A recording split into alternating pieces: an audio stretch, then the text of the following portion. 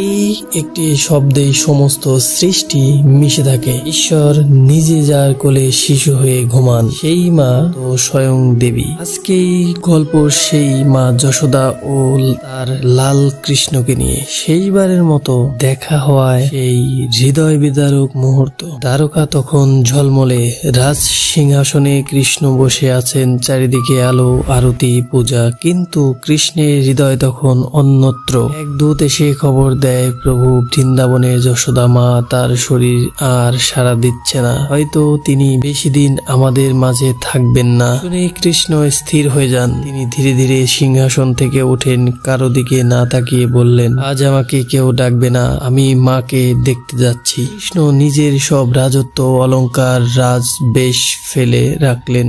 একটি সাধারণ শিশু রাখালের পোশাক পরে একাকী পদযাত্রা শুরু করেন বৃন্দাবনের পথে। বৃন্দাবনের সেই পূর্ণ কুঁড়ে ঘর, যশোদা মা শুয়ে আছেন খাটে, চোখ বন্ধ, নিঃশ্বাসহীন, মুখে শুধু একটি নাম, কৃষ্ণ কৃষ্ণ আমার লাল কোথায়। হঠাৎ দরজা খুলে যায়, একটি শিশু পায়ে ধীরে ধীরে প্রবেশ করে। হ্যাঁ, তিনি কৃষ্ণ, কিন্তু এবার তিনি রাজার বেশি নন, তিনি এসেছেন মার লাল হয়ে। যশোদার চোখ তখন আধো খোলা, ধীরে ধীরে তিনি চোখ মেলে ধরেন। তার সামনে দাঁড়িয়ে আছে তার সেই ছোট্ট কানাই, একদম যেমন ছিল, ছোট্ট, কালো, মিষ্টি মুখে বাসি। যশোদা ধীরে ধীরে বলে ওঠেন, কৃষ্ণ তুই এলি লাল, তুই সত্যি এলি? কৃষ্ণ এগিয়ে যান, মার কোলে মাথা রাখেন, বলেন, মা আমি কখনোই কোথাও যাইনি, আমি তো তোমার সব সময় তোমার কোলেই ছিলাম। যশোদার কাপা হাত মাথায় বুলিয়ে দেন, চোখ থেকে অঝরে জল পড়ে। তিনটি শব্দ, আমার লাল, বলে তিনি কৃষ্ণের কোলে মাথা রাখেন। আর সেই মুহূর্তেই মা যশোদা পরম শান্তিতে দেহত্যাগ করেন।